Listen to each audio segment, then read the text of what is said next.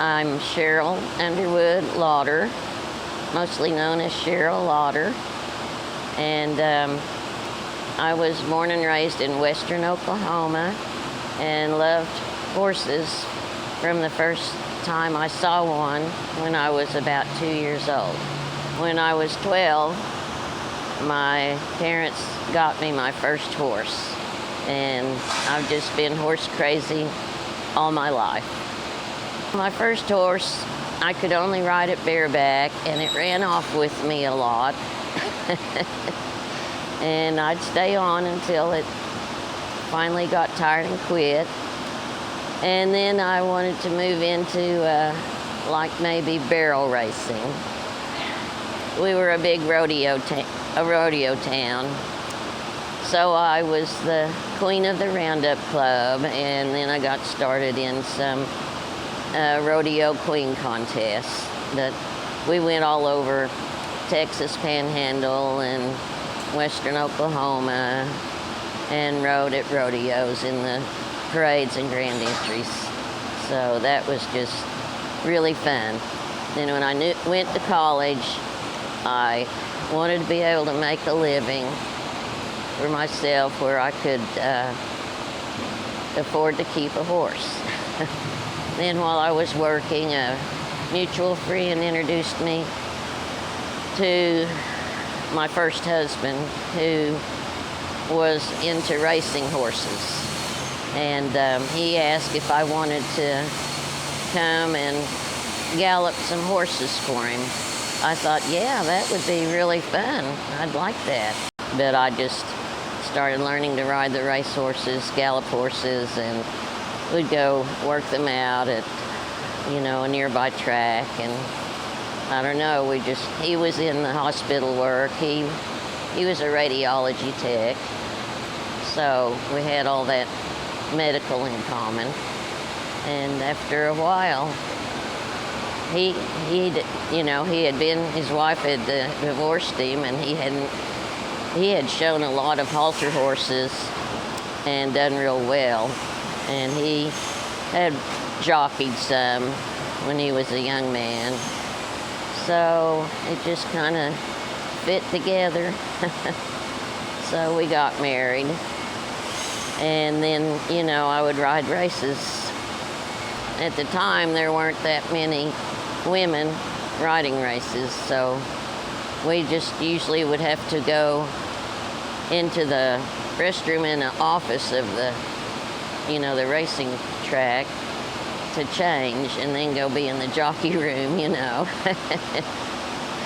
But it was fun, and the guys were good. They didn't give us a hard time, but it's something you can just continue to get better at. You have to learn a lot about how to sit one in the starting gates, how to leave the gates, how your timing can change things. And it's just something that if you like it, you really like it. And you just don't want to quit. I never got hurt in a race, thank you, Jesus. But I got, what happened? Let's see, I think this horse ran off with me in a workout. First, she banged against the gate, and I lost a stirrup. And I never could get my foot back in it, so I'm running down the track. But you have to stand up and give them rein to get them stopped, slowed down and stopped. So I couldn't do that, and we came around to the backside, and there's cattle over there, and she ducked away, and off I went.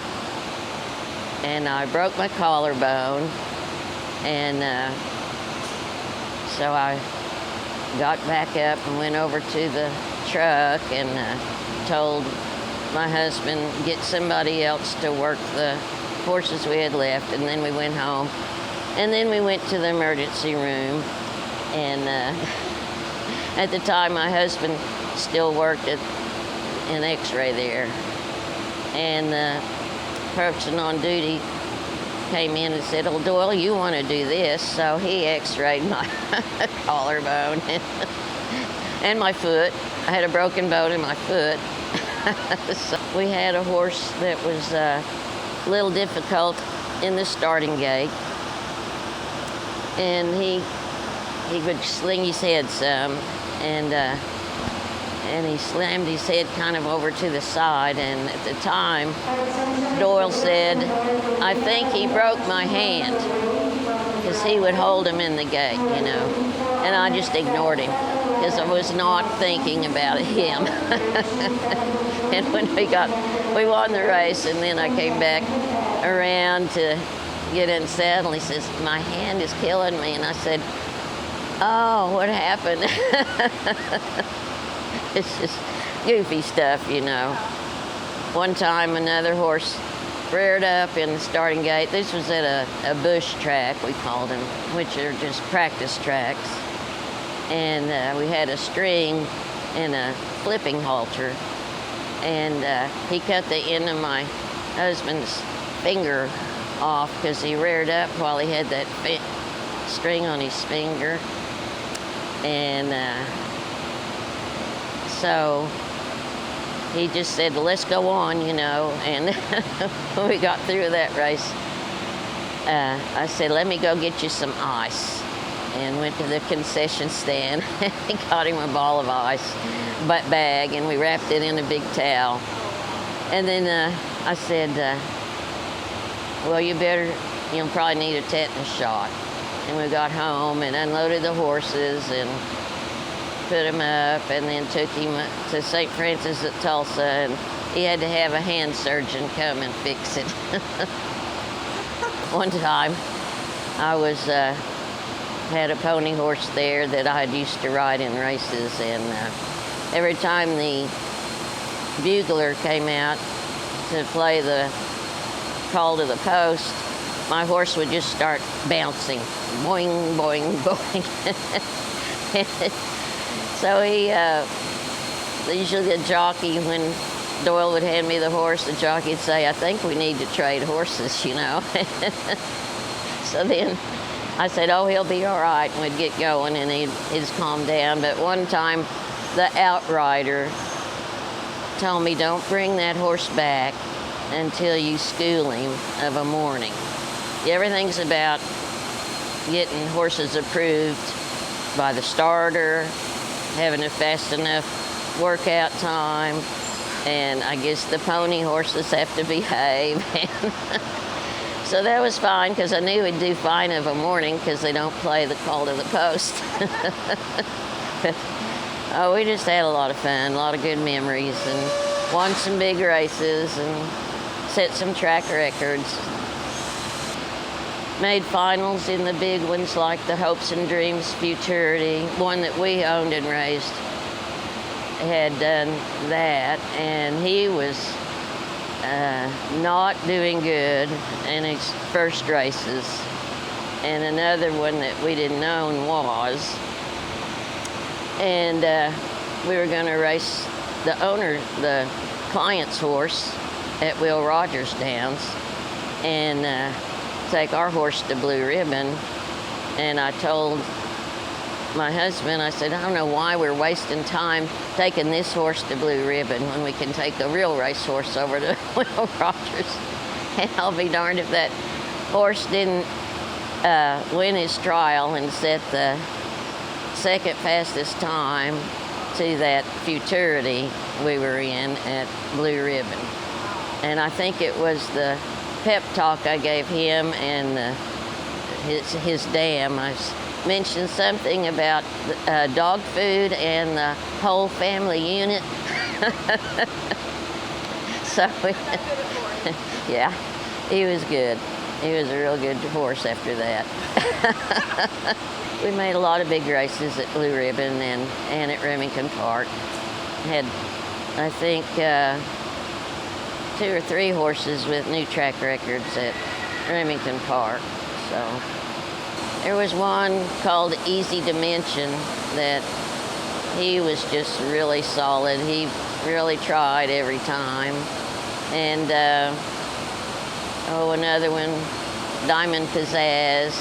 These were quarter horses, and you know, most all the time our horses, we didn't race them as early in their 2-year-old year as some of the bigger stables.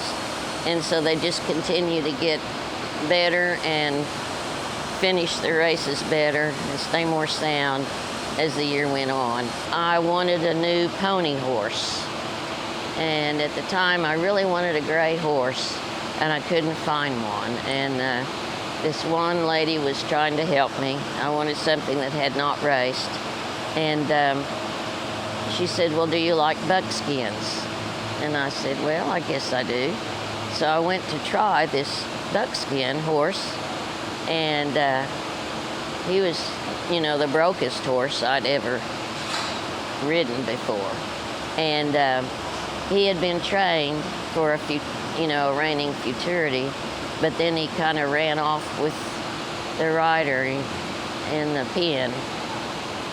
And so then he'd been used as a rodeo queen horse some, and it ran off with those people. And I just thought, well, hey, that's perfect for me, you know. I really don't have horses run off with me. I just keep riding. And so that's when I got interested in reining, and I think that was in 1995. And my husband then and I, we thought that would be something fun to do, and it was getting a little more difficult.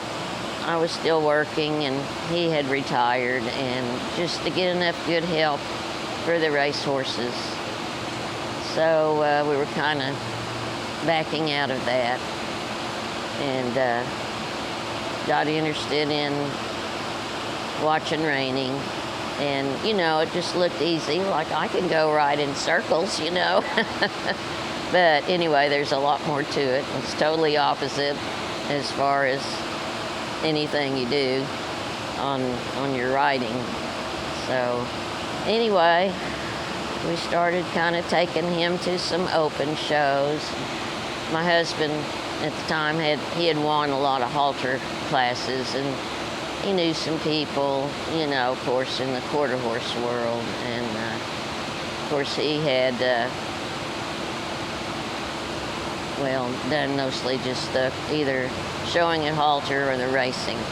So we just found some people that we thought would kind of be helpful in the reining, and bought a horse in Texas that had just turned 3, and went down and watched her get ridden. She wasn't ready to show by any means, but she was not real looky.